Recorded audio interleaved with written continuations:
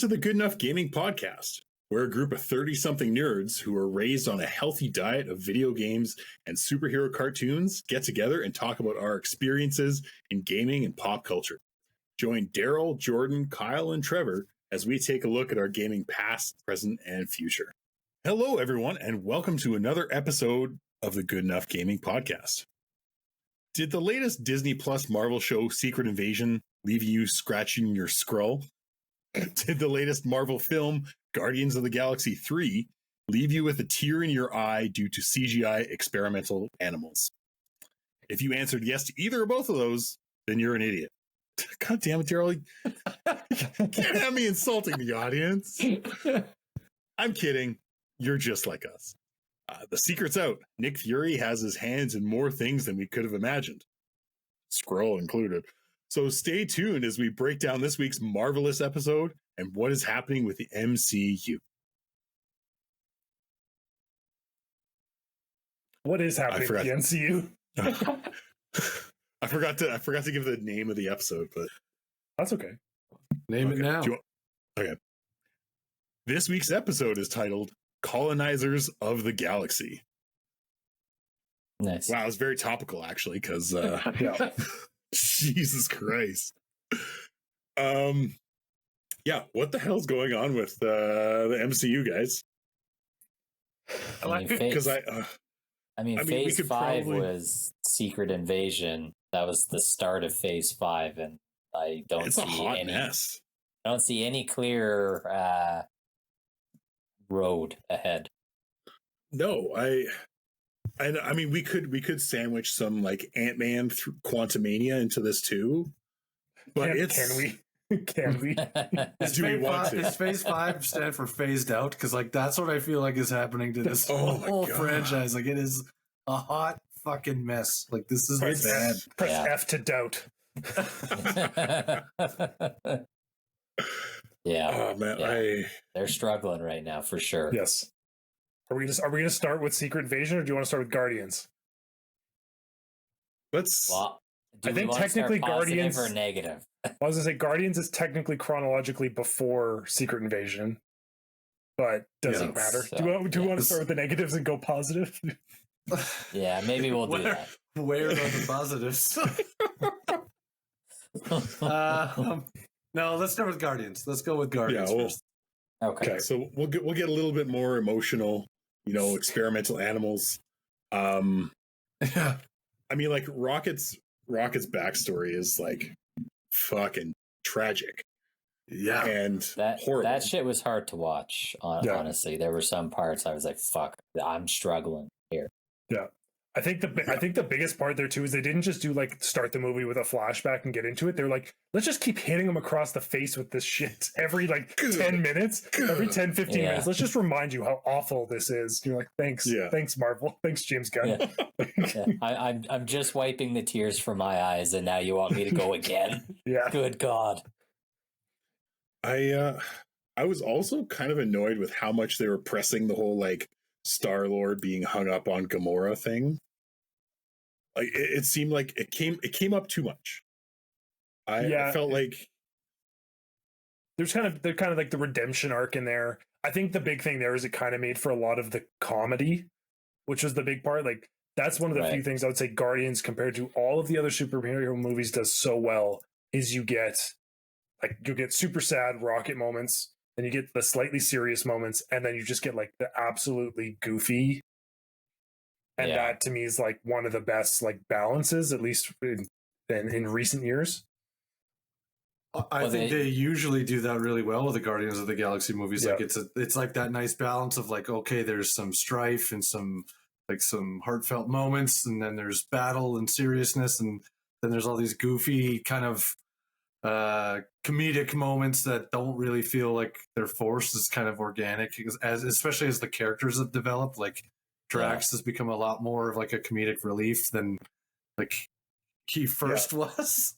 Where it was like it started off with Peter and Rocket being the comedy, and then now it's like Drax is also part of it, and Nebula is also part of it. Although like she's getting pretty soft, which is weird. Yeah. I mean, you kind of see like this full character arc for Rocket where, like you said, at the first movie in the franchise, he was very goofy and he drove a lot of that comedic humor for the team. And then like towards the end, he's one of the more serious characters and he's, now becoming more of like a team leader. And, it's almost like a completely different character by the end of the 3 movies, which is interesting. Yeah, because I guess he's sort of like evolving to take over the Guardians, I guess. Yeah. And they've done a good job with character growth, I guess, for everyone across the series, right? Like that kind of shows a bit of that. And I mean, Groot's gone through like 5 different variations. Now he's like, now he's on like, he's like up now. He's on his like trend steroid phase. Like I don't know what's going on with his Groot. early 20s fertilizer. Yeah. Okay, can we acknowledge the fact that he fucking talks in this movie at the end? Like, so there's some theories on that. Yeah, like the theory behind that is that once you're like in his family, probably Vin Diesel fans out there, is that like once you're in his family, even though he says I am Groot, you understand, which is where they kind of had that moment with Gamora in the movie where she like the whole movie she's joking, she's like, I get it, you're Groot, right? It's like she just doesn't, no one's explained it to her, and then 3/4 of the way through she like understands what he's saying, and you're like, oh, it's sort of like Ash talking to Pikachu, right? Where it's like, it's like, oh, I understand what you're saying now. It's like, right. So maybe it was just that, we were like inside the family bubble at the very end. Yeah. It's the power, we were it's understanding. Power of love, Jordan. It's the power of love. Okay. Power of love. Power of family.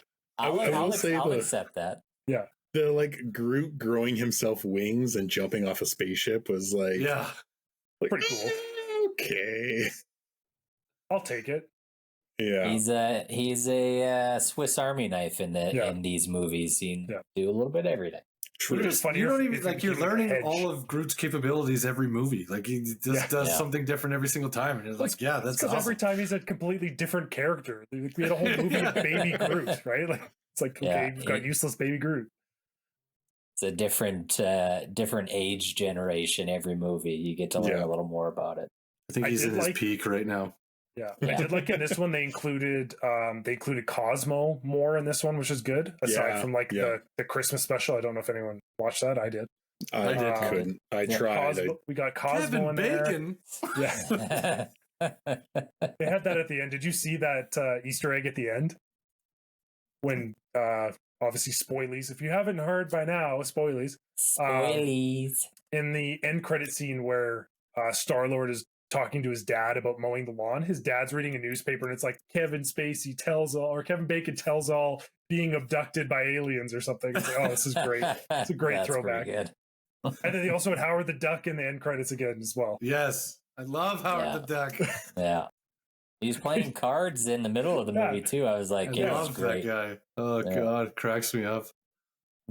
I think they just throw him in for people our age. They're like, don't give him screen time. Like, just put the duck in the background and everyone will just go wild. They say, oh my God, it's Howard the Duck. They're going to open up the multiverse. I hope they find the old costume from the old Howard the Duck movie and bring that one in for a second, too. Yeah, for real. The weird, like, Ninja Turtles animatronic, like, duck head. Yeah. Yeah. It was awesome. Nightmare fuel. Yeah, this definitely feels like out of all the movies that James Gunn has directed, this feels like the most James Gunnified movie to me. Yes. Like, he leans full well into just like the really weird humor and like the crazy, tertiary characters that like are only in 1 or 2 scenes, but like Nathan Fillion is a perfect example.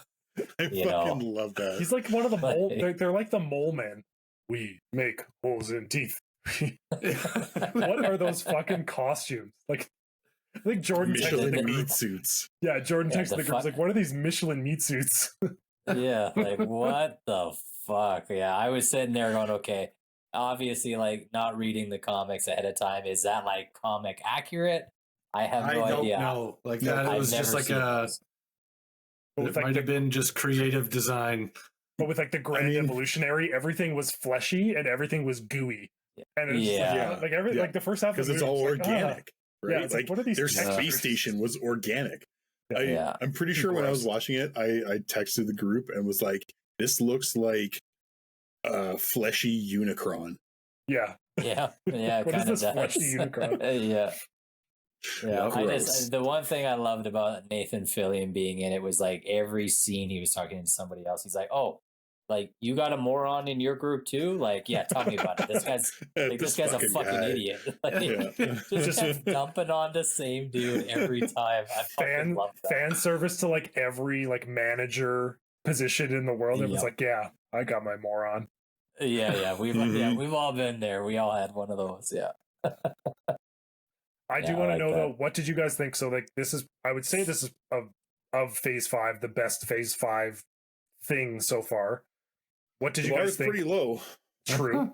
But even compared to Phase 4, what did you guys think of the Grand Master Evolutionary? What was his name? Grand Evolutionary? High Evolutionary. Grand Evolution. No. Oh, High Evolutionary. Yeah. Yep.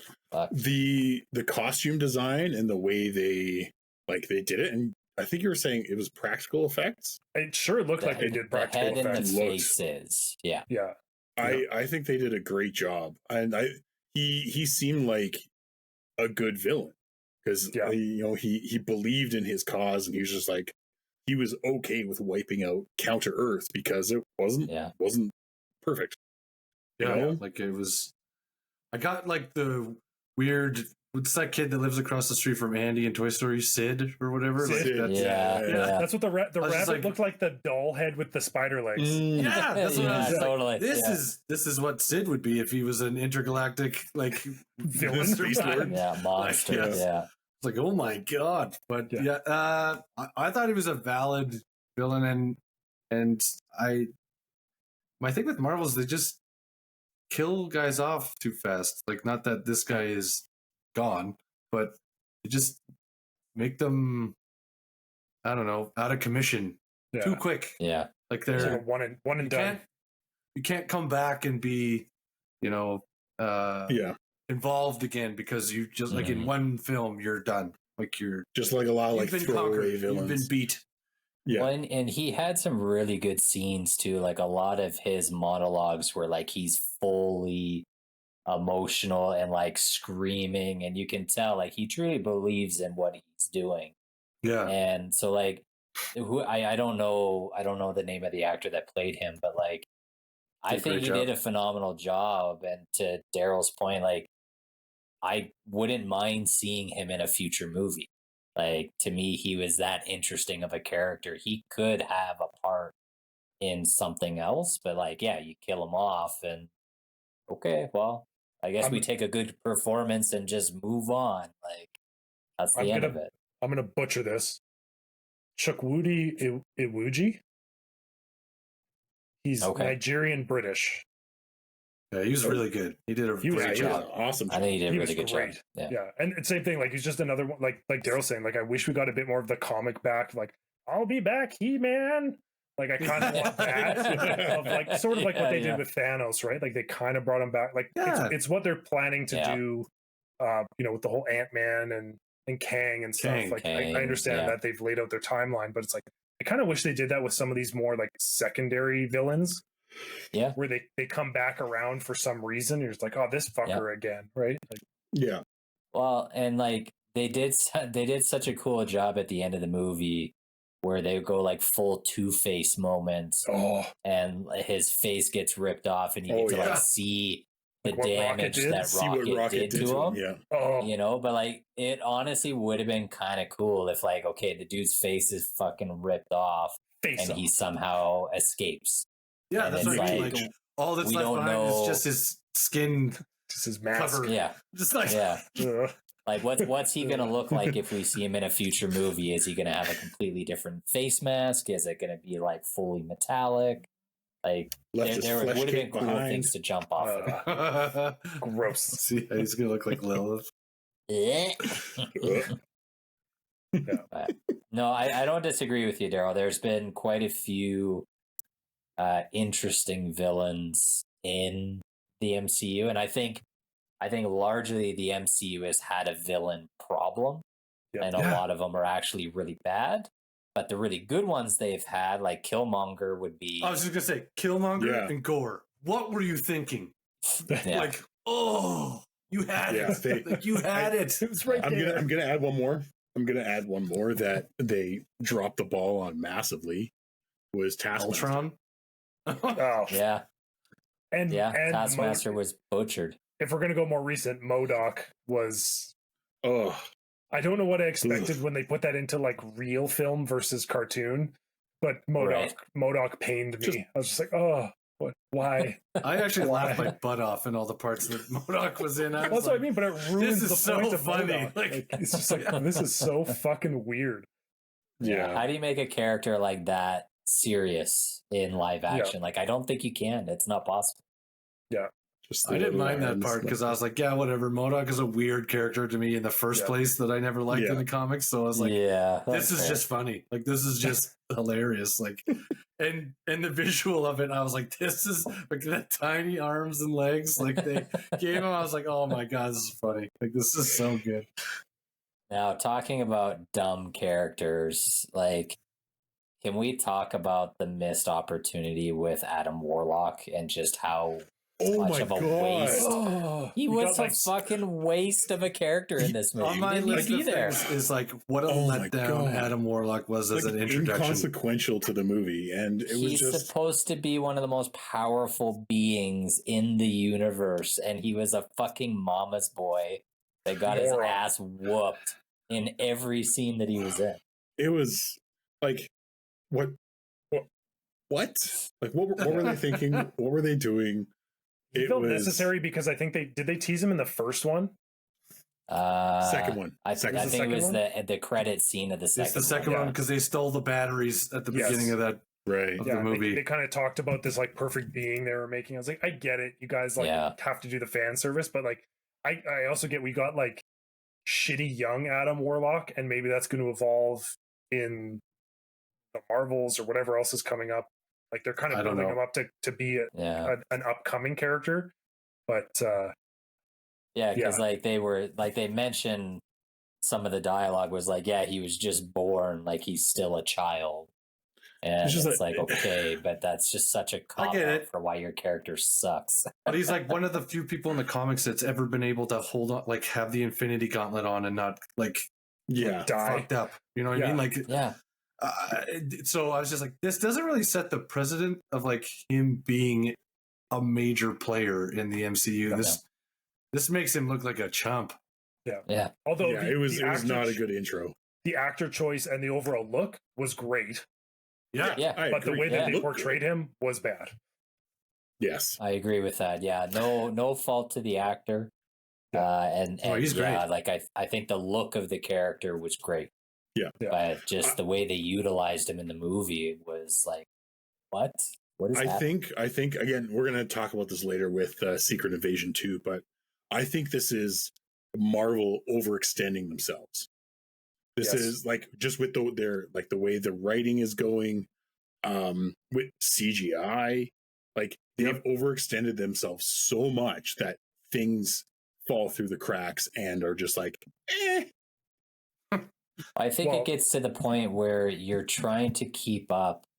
You had such a phenomenal 3-phase run with the end game. Yeah.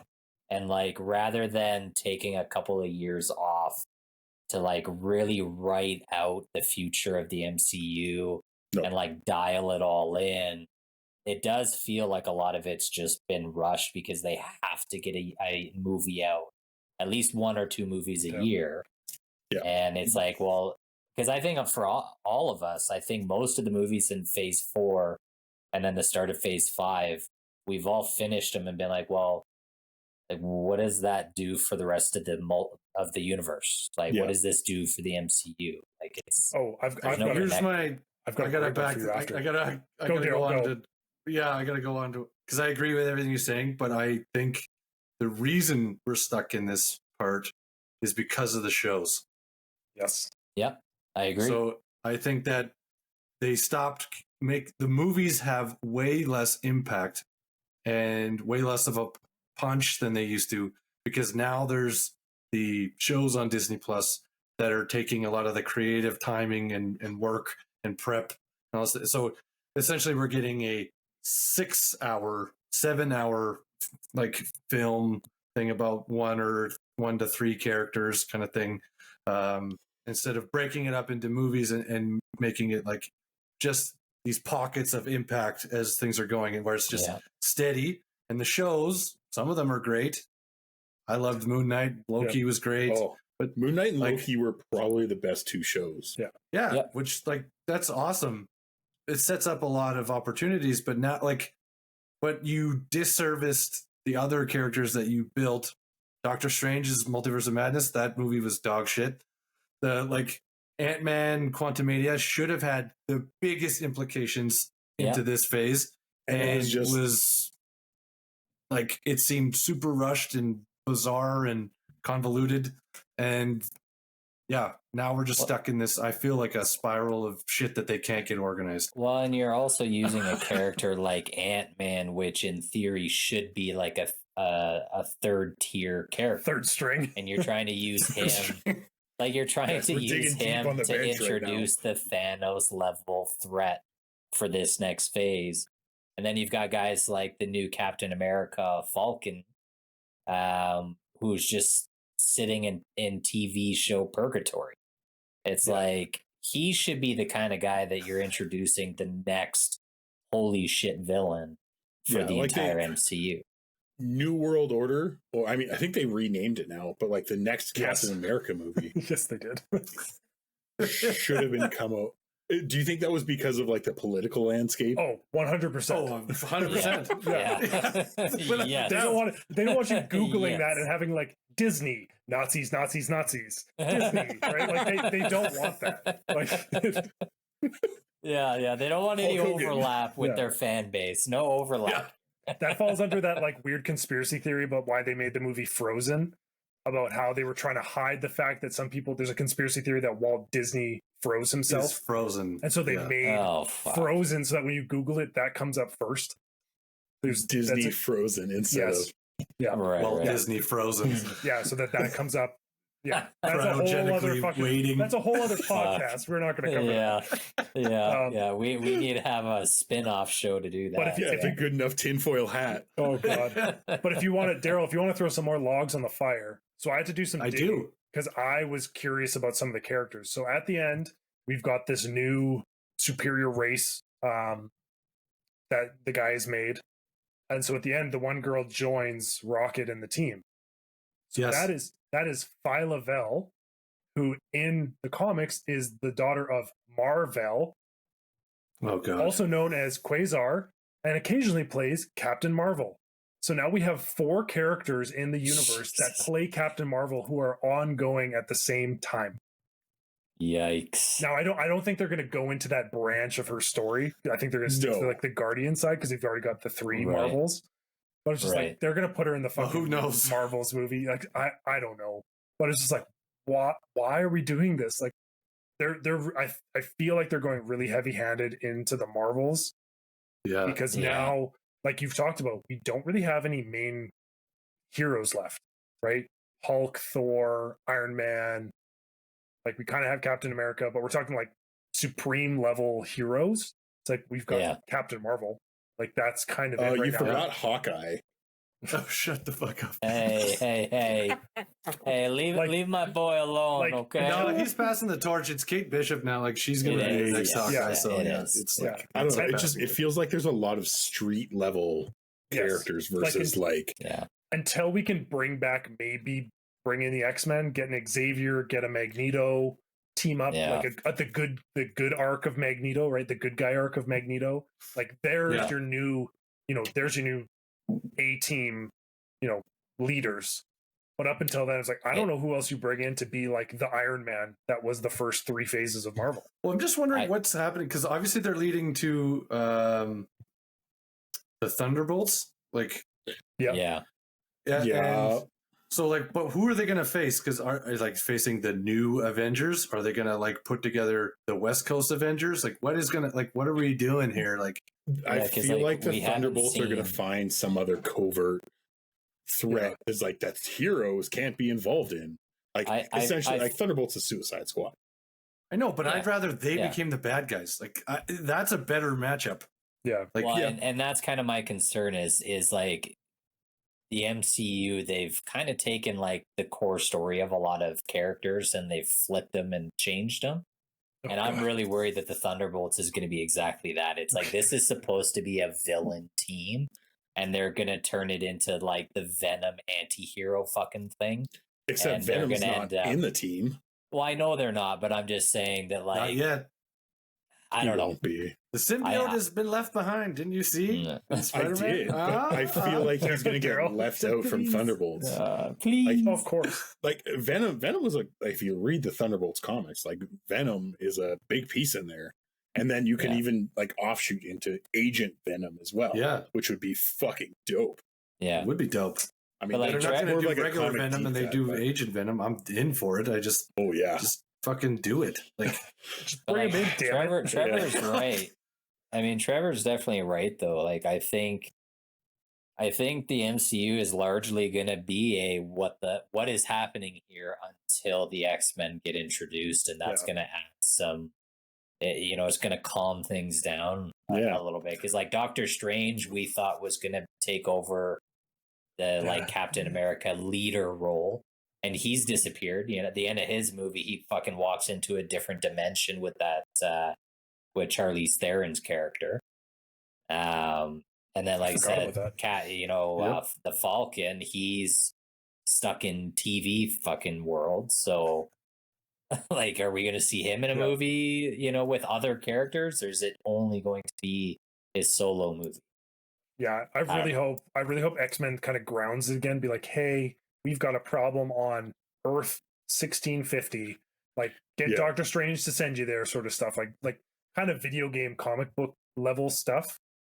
Yeah. But then it's like start bring in some big fucking some big enemies. Players. Like bring in if they don't fuck it up again with like Fantastic Four, bring back like Silver Surfer, bring back Galactus. Yes. Galactus. Fuck, if they bring in X-Men and they have to go to a different universe or a different planet, like, where's Mr. Sinister at? Yeah. Like, Onslaught. Mr. Sinister is coming back in 97. They've talked about it. Mr. Sinister is one of the main villains in X-Men 97. Yeah. And if they're talking about like X-Men, and like obviously they're going to need to bring up Genosha. Yep. Right, yeah. Which is the center for where mutants technically spawn from, and the island that came from the I put Eternals. The Eternals, because it was fucking stupid. The random Eternal island that still no one's talked about in any of these things going on. Yeah. We've got a giant. Nobody's seen the giant hand sticking out of the earth. Yeah, like we're just gonna ignore that. So, okay, it's Epstein Island. It's just mountains. Talk about it. Jesus. Oh fuck! But like they could go into Genosha and the Savage Lands easy. Yeah, like lead into Mr. Sinister. You know what? Magneto would even be a world level villain. He wasn't. He is. I know. Bring Asteroid M in. Yeah. Like, oh man, there is so much potential. I mean, fuck, you have. I don't know. Like in my mind, you have Galactus, Apocalypse, Mr. Sinister, Kang, Onslaught, Magneto. God, like there's so many different giant level threat villains that they could pull from, but right now there's no direction, and that's the issue. Is all of these movies are one-off, self-contained stories, but the stories themselves aren't good enough to like catch your attention.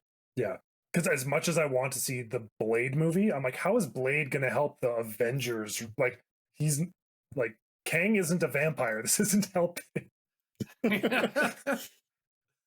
That's what, but I hope, and it seems like because there is the other problem is there's too many heroes at play now, and so I'm worried that when they bring in the X-Men, when they bring in the X-Men, like. What are juggling, by the way. How are you going to include them, or are they going to be separate? Because I think there needs to be a distinction of groups now. Don't include everyone all together. The the last part of the Spider-Man movie, you get the sense that he's gonna just stay in New York and do like the street level crime do thing. His own thing. And I think that that's important for lots of those characters. So if you bring Daredevil into the fold more, and Blade and Moon Knight, and like these guys that have some powers and some relevance, but leave them at the city level, leave them at the street crime level, leave them there, leave them with the B tier and C tier villains. Like let them handle it at that level. Leave them out of the big show unless you're going to do one massive Endgame Infinity War type movie cameo thing. But like leave them out of the rest. Yeah. So I mean, Civil War should have been a lot bigger, but they didn't have enough characters on the roster to really pull it off. Well, they burned it too early. I mean, you could have Civil War 2. That's canon. But Electric Boogaloo. Well, fuck. I mean, there's you could even do an Avengers versus X-Men if you wanted to. Like, there is precedent for that as well. There is. But you know, and is that a way to kill off some characters? It really diverted from Guardians of the Galaxy. Oh my god, guys. This is Marvel's fault. I blame Marvel for this. Yeah, it's Marvel's fault. This is what happens. Like, they could have shown us like the tier 5, like, you know how they do the roadmaps? They could have shown us tier 5 and said, here's the 3 that are coming out that we're going to tell you about. Here's a bunch of blank squares with like maybe some like Easter egg shapes that people might distinguish. Don't tell me what they fucking are, because then you can scrap shit if it's bad. Like, you can switch it up. You can be like, oh, this character worked really well. Audiences really liked whoever, right? Yeah. I can tell you that wasn't the sentiment for She-Hulk.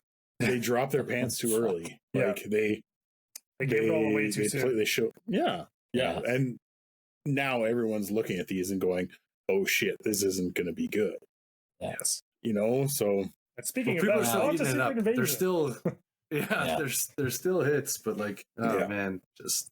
They get a lot of complaints. Now, it doesn't have the same feel and trajectory as the old stuff. Like, it doesn't have that same, like, oh, we're building, it's ramping up. The like momentum here is building. And, you know, you created theatrical powerhouses in Iron Man, Captain America, Thor, the Hulk. Like, you created powerhouses. But the big thing too is like every movie they did led into the next one, and like there was a very clear path from one movie to the next, or even some of the end credit scenes. It's like I'm in a Iron Man movie and I see Thor show up in the end credits, and then there's Nick Fury there. Yeah, you know, so it's like, oh shit, you know, the next movie I'm gonna see one of those characters. Like right now, there's no cohesive string that's connecting one movie to the next. That's right, because it's the multiverse. Yeah, we're in the multiverse of confusion right now. I'm hoping at some high level, like, was it Kevin Feige or whatever, however you say his name? Yeah. I'm hoping at some ultimate level, like in like 1 or 2 movies, like there's that holy shit aha moment. Yeah. You're like, oh my god, they tied it all together. Like that's the dream, but I'm not holding my breath. Okay, so while Trevor doesn't hold his breath, I think it's time to go to a segment because we went way off into left field. And doesn't sound like us at all. It was bound to happen. Let's be honest. So we're gonna hand it over to Daryl to take it away with this week's fantasy face-off. Fantasy face-off. Fight. It is the first fantasy face-off of season 5, and this is where we pit 2 entities from whatever against each other in a fight to the death, to the finish. And we're gonna vote, and if you think we're right, let us know, and if you think we're wrong, I definitely want you to let us know. And why is it always Kyle that's wrong? Somebody has to back him up. Life finds a way. But in the theme of Guardians of the Galaxy and a team, I wanted to do the Protectors of the Galaxy battle to the death. So this week, it is the Magic 5 versus the other Magic 5. It is the Power Rangers versus Voltron. Oh my god. Oh geez. Oh, my childhood just exploded everywhere. Okay, but I need some clarification here. I've seen because of kids, I have seen many different iterations Original of Power Rangers. Okay, Original OG Mighty Power Morphin Rangers. Power Rangers. Mighty Morphin. No Green Ranger. White Ranger? Okay. No Green Ranger, no White Ranger. There's So no just White the Power original five. stipulations. Yeah.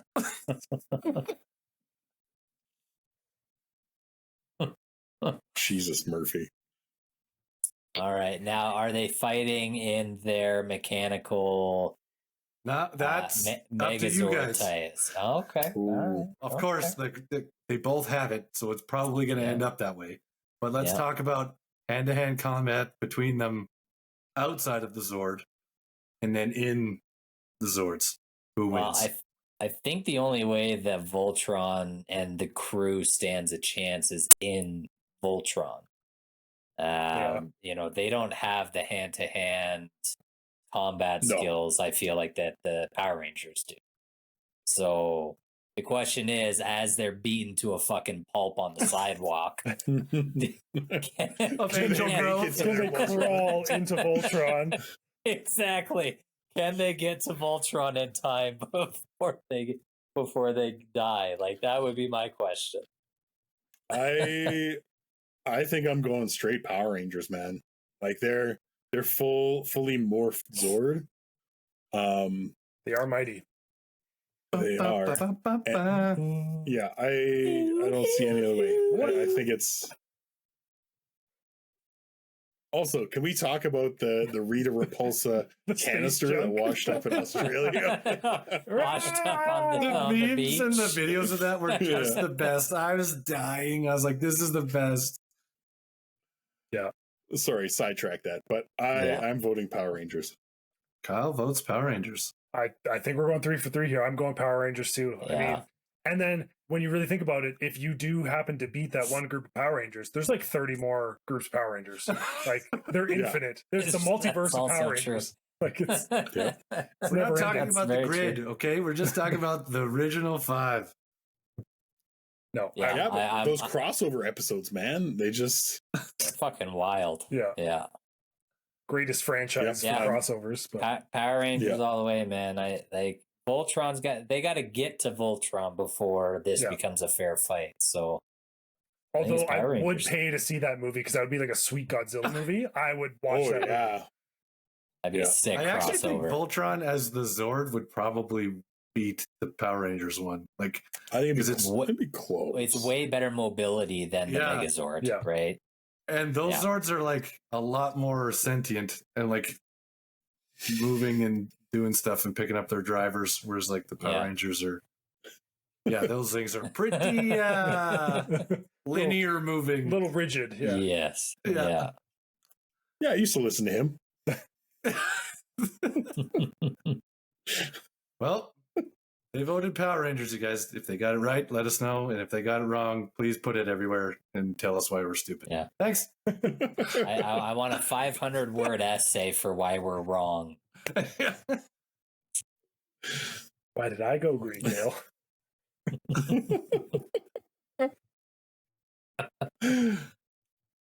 All right, we're back from that unanimous decision. For once. That's rare. Yeah, it doesn't happen often. To bring it back to the second half where we talk about Secret Invasion, the most recent MCU TV series. 6 episodes, 35 to 40 minutes long of disappointment. Except for the first 3 episodes that are almost an hour long. So. Because they're special. Super Skrull, more like super dull. You would. It's a pretty good representation of the show, yeah. Where do we start? They did Nick Fury dirty. Like that should have been such a cool show. The only thing I really liked from Fury is they brought a lot of like what I thought they were going to lean into more is the first 2 episodes he really talked about like race and identity. Yeah. And he brought that up a bunch. I was like, oh, okay, I see where you're leaning with this as kind of a backdrop to some of this. And like, it was really good. And then that just like went away for the most part. Yeah. I was just like, I was like, it was kind of heavy hitting. I was like, ooh, this is going to get heavy and intense. And like, he kind of makes some like racist jokes. I was like, oh shit. And like, some people get shot. Like that's my biggest takeaway is like Marvel showed somebody getting shot in the head, more or less. Yeah. I'm like, oh shit, we're getting like 14A stuff here. Also, we forgot to talk about that in Guardians. They dropped a F-bomb. And it was the best part. First F-bomb. Rest of the Open the fucking door. No way. Open the fucking door. Over the fucking door. Those are like my highlights. I'm like, we're getting as we're getting towards like Deadpool 3 and like Blade, like movies that need to be R-rated. Like we're getting a bit of that allowance from Disney. That to me was a big takeaway. Yeah. I felt like it was so convoluted just with the whole like who could be a shapeshifter? Well, that's like, and then like that's the whole point. Like, that's of Secret Invasions, right? Like you don't know who is Skrull and who's human anymore, and like the fact that they discovered that there's millions of them, not just this like couple small hundred set. that Nick They're Fury thought everywhere. there was, and it's like no, there's a shitload of us, and like the only part of the episode, like the end of that show, was like, well, did you get all of them? Because I doubt it. Like there's another sect of them. Yeah, and also the American president going full on like race war against the Skrulls. Yeah, like, fuck. But I think he's one too. Yeah. I don't know. I feel like they didn't lean into. I almost feel like they didn't lean into that enough. Like there was that whole segment of like, was it Harry Potter, where they're like threatening each other? So like, give me a fact that only you would know about me. I'm like, that was shit that they did in the comics. It was like, why? I don't think we heard that once. Yeah. We're like, tell me about the time we did this thing, to be like, are you for real? Right? Like, no one said that ever. They were just like, oh yeah, Rhodey's a Skrull, by the way. But yeah. Cool. Well, I was just like, when did Rhodey start walking around normally like that? I was like, did everyone forget that he's like Tony paralyzed? Tony Stark gave him like, he's got like a really low profile, like one of those like mech suits for your legs. Yeah. They showed that, I can't remember, they showed that in one of the Iron Man movies where like he got one of those, and so I think the idea is that he just wears it all the time. No, but I understand. But like, if Nick Fury was curious, like without sexual harassment being a thing, but wouldn't he just rip his pants off and be like, "Hey, there's no, What do you got going there's on no over bionic there? leg thing. You're not Rhodey. Like that's false." Well, he just knew. That was the thing, right? Like he pretty much from the beginning was like, "Oh yeah, no, that's not it." Yeah. It just seemed like a lot of the intelligence that Nick Fury has shown in the MCU, and even a lot of the other characters too, like just went out the door. Yeah. And it's like, oh, well, I don't know how to use my brain anymore and figure out how to like. I've never been the same after the blip. Yeah, and that was another one too. Is that they kind of turned Fury into a little bit of a pussy, and it was always Does he look you're like just a not the same after the blip? Yeah. It's like. So I don't know. It felt like I watched like 3.5 episodes, and I feel like nothing happened. There was just a lot of like exposition and like, you know, behind the like whispering behind closed doors of But we killed Colby Smulders, so I was choked about that because Maria Hill's a dope character. I know. I thought that was. I don't know if that was a contract issue or what. Like that seems so goofy to me. Or maybe it's going to be like, oh, it was a fake. Yeah. But maybe. I feel like the series as a whole, though, like added nothing to the MCU. Like it just added like, question. really, it's like, is this person really who they are? Like and it was same thing as before. Same thing as before. They killed the fucking guy at the end. Like there's this whole ramp up of like he's Super Skrull. He's been experimenting on himself, and he's been doing all these things, and then he is dead in like 2 minutes of fighting somebody of caliber, fighting another Super Skrull. Yeah, which I was like, oh, okay. Like, like that's it. Isn't this guy supposed to absorb the powers of like the Fantastic Four at some point? What is where did you go from here with that? You fucked it. Well, the big issue people brought up, there's a bunch of different parts. Yeah, the big issue people brought up is like, aside from one, like Secret Invasion lasts way longer. There's way more heroes that get taken. Like they made like the ultimate character. And that's kind of the internet's problem right now is now Gaia has literally everyone's powers and essentially should be indestructible. It's like, well, how do we manage this? She should be the most powerful character in the MCU. Yes. But now it's just like, is she even going to be in another movie or even another show? Right? Like we're just going to forget. Are we going to see her again? Or is she off planet? Yeah. Yeah. Like, how did she kill the other guy so easily, so fast? Yeah. Like it's so stupid. While we're on that end fight topic, can we also just talk about how continuously bad the CGI is in Marvel TV shows?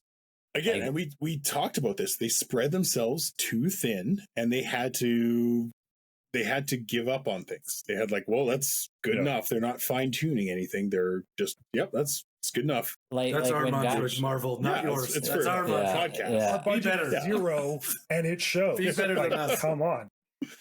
Yeah. Like when Gaia walks into the fight and she has Drax's left arm. In my head, I'm like, stupid. I'm like, for fuck's sakes, is this like the adult version of Superbad drawing Trogdor? The like seriously, this looks terrible. Yeah, this looks so bad. That just felt like a giant Easter egg fest with like, name these characters, right? And they're just like show all these different things. It's like, can you guess who that was? Oh, that's Groot.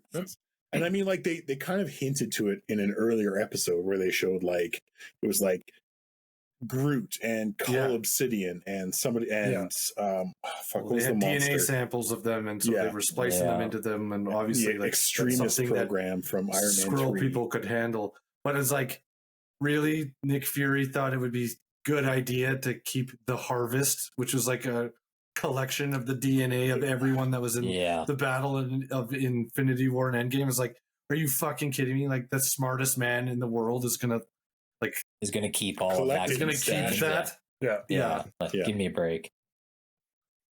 Yeah. No, I didn't buy that. I didn't buy that at all. And then like just the whole.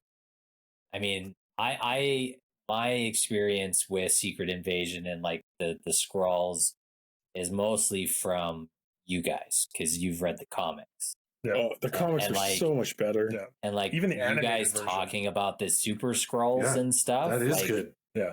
Yeah. It just, I don't know. I was fully expecting like this whole Super Skrull thing to be like, oh shit, this is what's gonna lead into like the next part of the MCU. Yeah. Is like the ramifications of this. No. And then the end of the show, fucking Gaia just walks off with that SIS agent. Sonya falls. Okay. Which I have to say, probably the funniest character in the show. Also, not a fucking MCU character. They made her up for the show. Oh, really? Yes. I had to look this up. I was like, who is this character? God. Like, oh no, she's just for the show.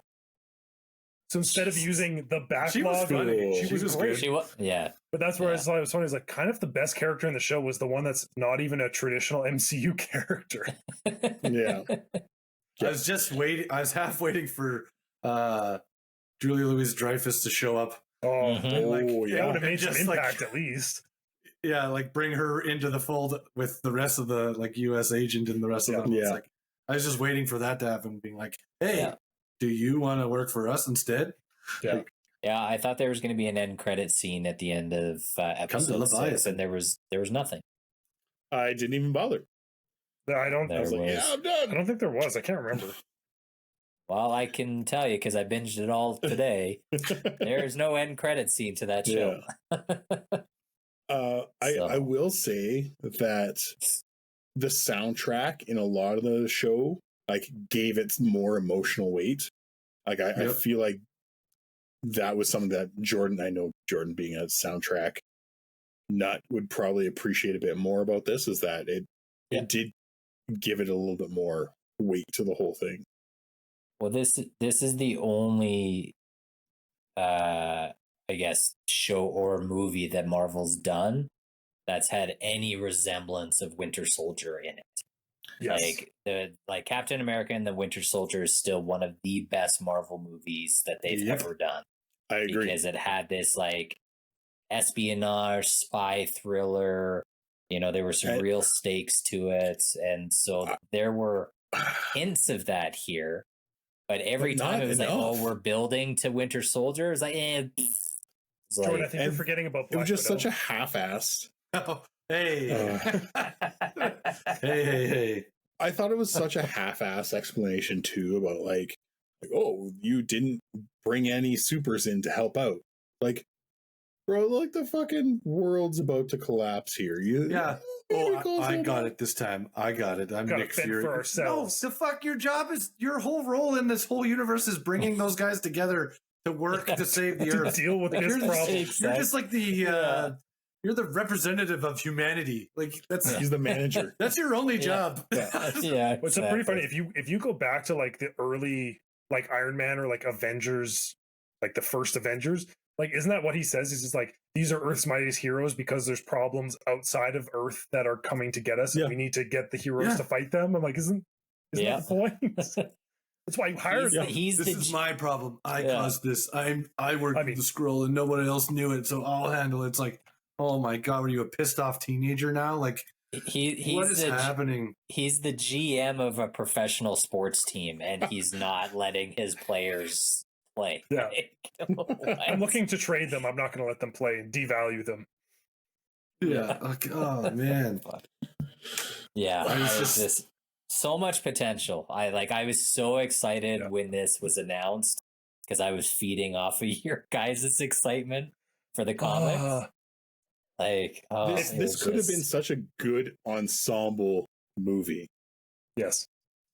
Yep. Well, I guess that's the question. Could have been like a 3-part movie. Should this have been like a 2 or 3-part movie and scrap the TV show altogether? Should have been a 2-part movie, easily. In my opinion. A 2-part movie. And honestly, if you had this movie, if you did kind of the Iron Man thing where you would go like Iron Man, Thor, Iron Man, and you trickled in some of it into that middle movie as like a side thing, be like, oh shit, this person's actually a Skrull.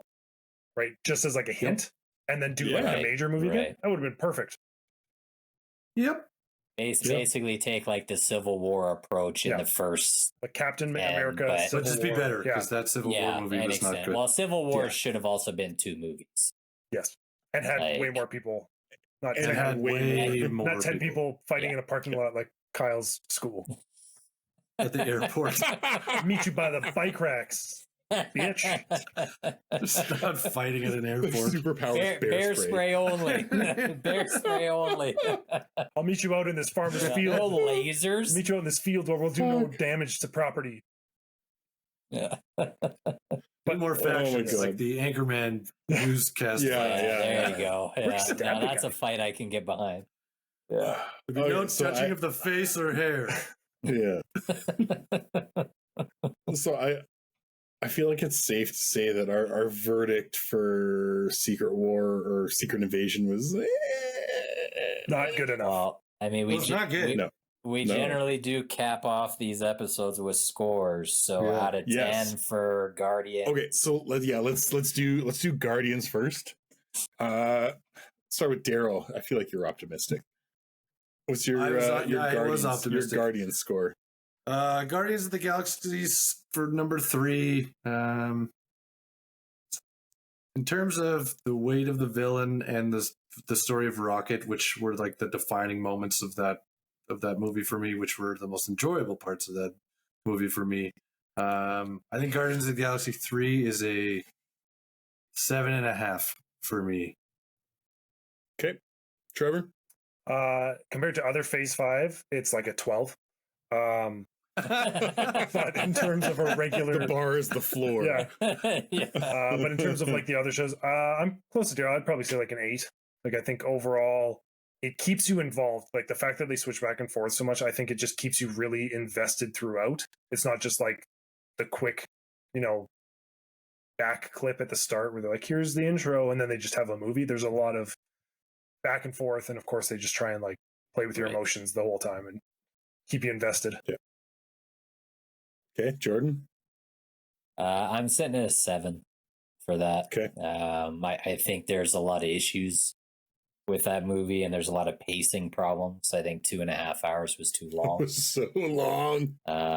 There's a lot of really slow moments in the middle that just probably didn't need to be there. Yeah. And then a lot of I mean, we talked about it already, but a lot of the characters that were introduced, and it just wasn't great. But the music is phenomenal. I mean, Always. As always, they crushed the soundtrack with that. Yeah, those films. The soundtrack is really, really good. I think Rocket's full arc in the 3 movies is going to be what people remember of the Guardians. But yeah, overall, I think it's a 7 for me. Cool. I too would give it a 7 animal folk out of 10.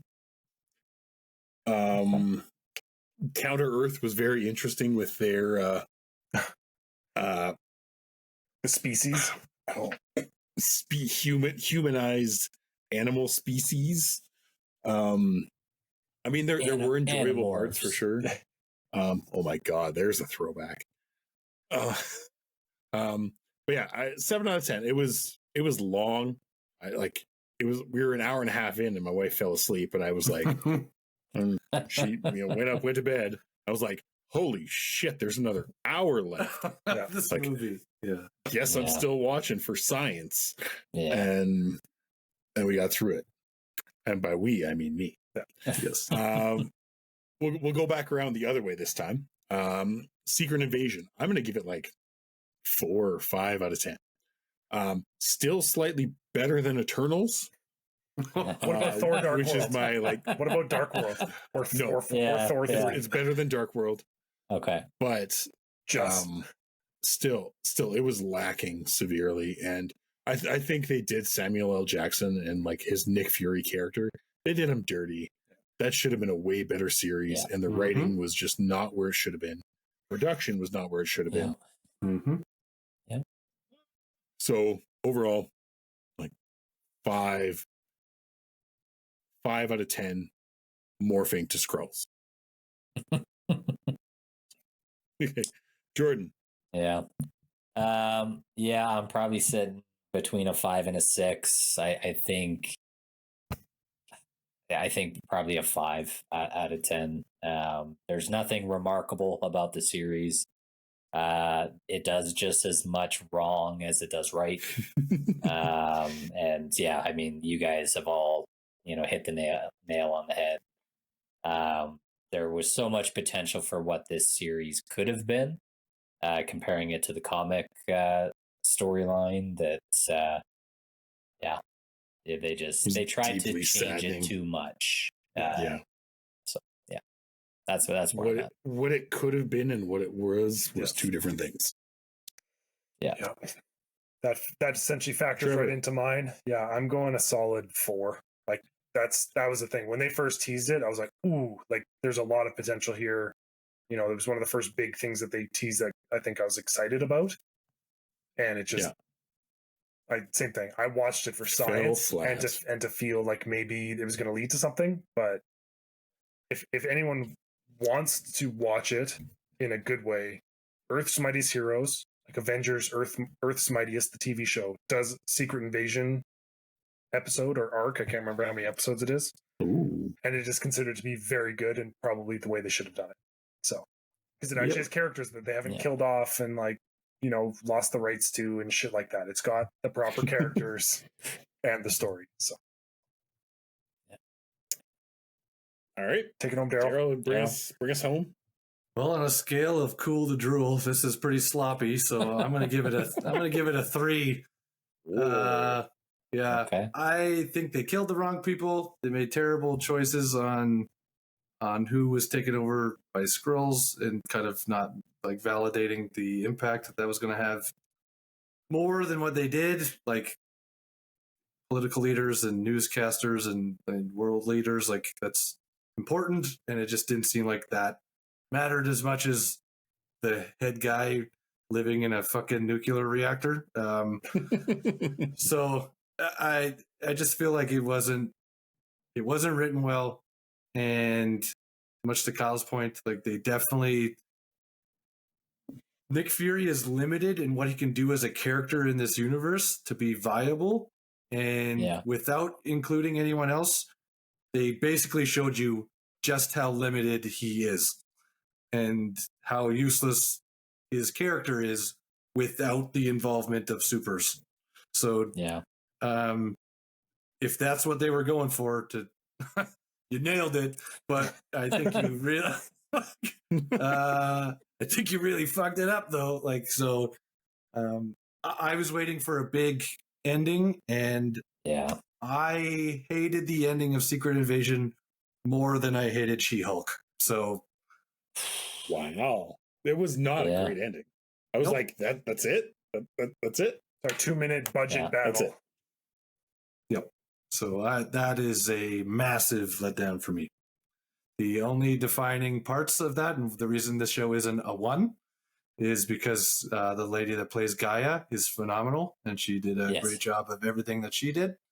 Emilia Clarke, right? Yeah. Yes. And the guy that plays her dad, up until the moment he dies, spoilers, was also phenomenal.